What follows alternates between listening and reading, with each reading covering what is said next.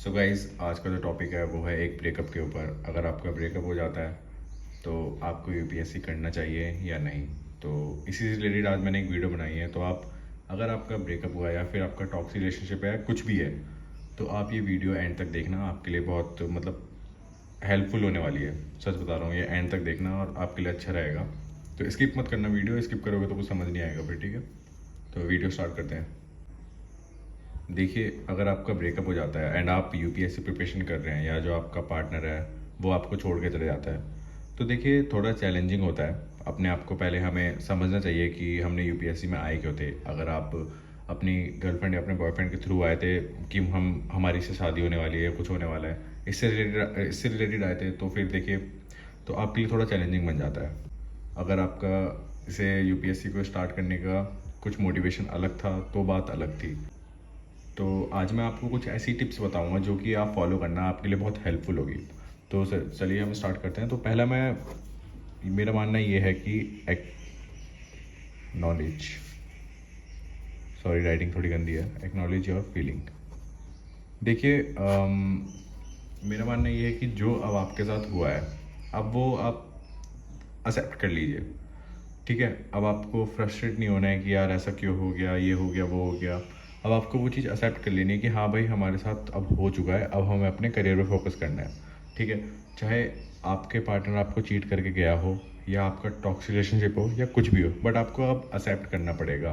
क्योंकि अगर आप यही सोचते रह जाएंगे तो आपका सारा टाइम निकल जाएगा। ठीक है, आपका पहला टाइम भी निकल जाएगा, आप बस बेमन देने जाएंगे, सोचेंगे भी नहीं देने से पहले। तो ये है कि आपको अब एक्सेप्ट कर लेना चाहिए कि जो हुआ है सही हो गया है। अब आप, क्योंकि आप अपने पार्टनर के ऊपर डिपेंड थे, अगर आप उसके थ्रू आए हैं यहाँ पे, आप उसके थ्रू मोटिवेशन ले रहे हैं कि भाई वो चली गई या वो चला गया, अब मैं कैसे करूँ यूपीएससी। तो देखिए भाई, यूपीएससी फिर ऐसे लोगों के लिए नहीं है। यूपीएससी इजी एग्ज़ाम तो नहीं है, आपको भी पता है। देखिए, आपका मोटिवेशन वो अब नहीं रहा, आपको तो पता है वो आपको चीट करके चले गया, जैसे भी करके चले गया, अब वो आपका मोटिवेशन नहीं है। ठीक है, तो अब आपको ये एक्सेप्ट कर लेना चाहिए कि भाई अब हमें अपने करियर पे फोकस करना है। अब आपको ज़्यादा सोचना नहीं है और ज़्यादा दिमाग मत ख़राब करना है अपना। ठीक है, जितना आप सोचोगे उतना ही आपका टाइम वेस्ट होने वाला है। ठीक है, तो आपको पहली बात तो ये एक्नॉलेज योर फीलिंग। एंड दूसरा मेरा ये है,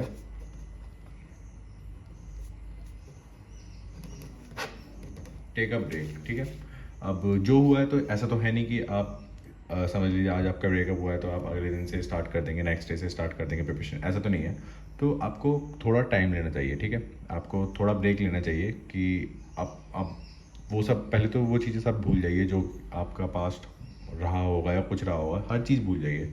ठीक है, अब आपको अपने फ्यूचर पे ध्यान देना है। आप थोड़ा ब्रेक लीजिए, आराम से सोचिए, तब जाके प्रिपरेशन स्टार्ट कीजिए। अगर आप पहले ही सब सोचने बैठ जाएंगे तो फिर आपका दिमाग ख़राब ही होना है। ठीक है, तो थोड़ा लंबे टाइम के लिए ब्रेक ले लीजिए, तब आप यूपीएससी की प्रिपरेशन स्टार्ट करना।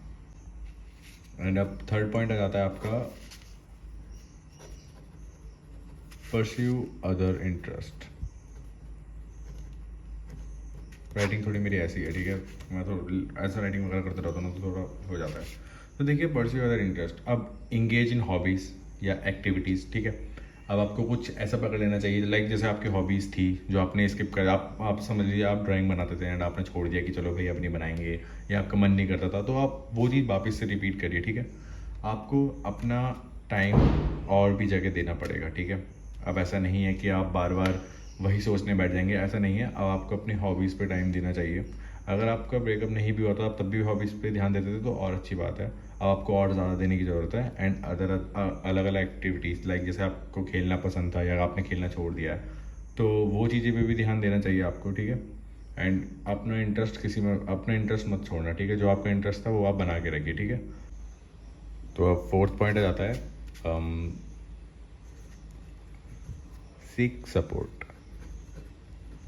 अब देखिए, आपका ब्रेकअप हुआ है, ठीक है, तो आपको अकेले रहने की आदत छोड़ देनी चाहिए। ठीक है, मैं सच बता रहा हूँ, अगर आप जितना अकेला रहेंगे आप उतने ही ओवर थिंक करेंगे। ठीक है, आपको मैंने बताया था ना टेक अ ब्रेक, तो आपको उस टाइम पे क्या करना है, टॉक टू अ फ्रेंड। ठीक है, अपनी फैमिली से बात कीजिए। फैमिली से देखिए आप डेली बात कीजिए, उतना ही अच्छा है, फैमिली तो भाई फैमिली होती है। ठीक है, and talk to a friend, अपने दोस्तों से बात कीजिए, उनके साथ घुलिए मिलिए। आपने अगर साथ छोड़ दिया था तो उनसे फिर से कांटेक्ट करने की कोशिश कीजिए। ठीक है, आप जितना अपने दोस्तों से मिलेंगे, अपनी फैमिली से बात करेंगे, उतना ही आपके लिए अच्छा है, ठीक है। एंड आप फालतू की बातें सब दिमाग से निकाल लेंगे एंड ओवर थिंक वगैरह करना छोड़ देंगे। तो देखिए, अब ऐसा तो है नहीं कि आप, मुझे पता है कि एक 2-2 साल के भी ब्रेकअप होते हैं, 4 ईयर के भी होते हैं, 5 ईयर के भी टूटते हैं।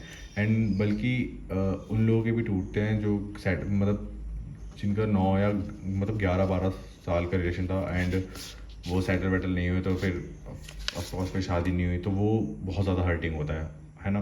तो फिर यही है मेरा मानना। तो अब इतनी जल्दी तो आप एक्सेप्ट कर नहीं पाएंगे कि भाई आपका ब्रेकअप हुआ है।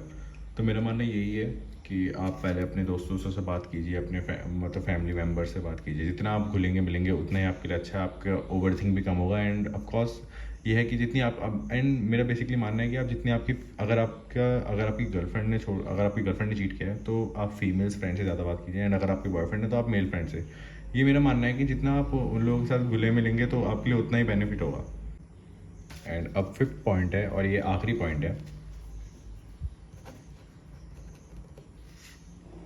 Practice self care.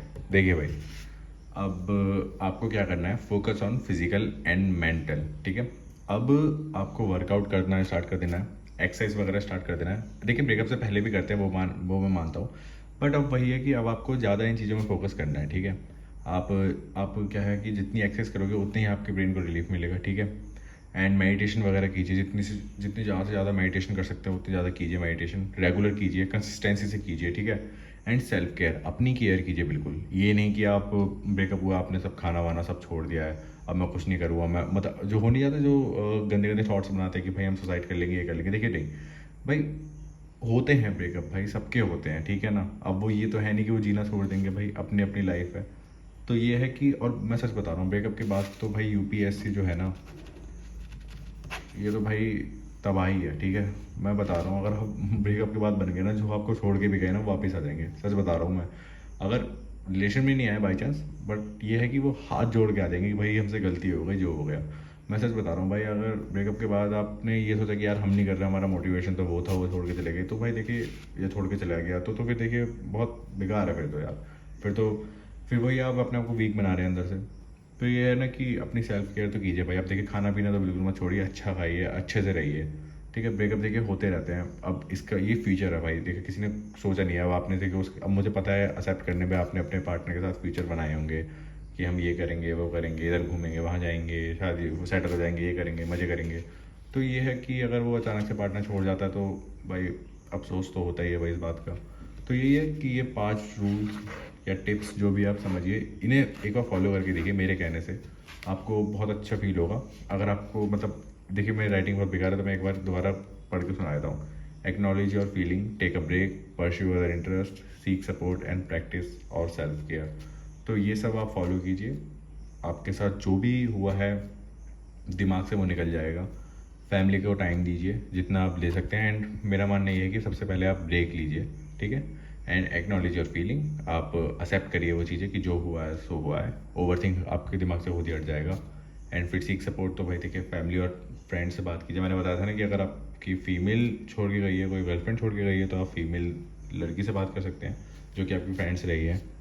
एंड अगर बॉयफ्रेंड गया है तो भाई देखिए मेल फ्रेंड से बात कर सकते हैं, ठीक है ना। ये अच्छा रहेगा आपके लिए। तो फिर यही है कि बस ऑल द बेस्ट।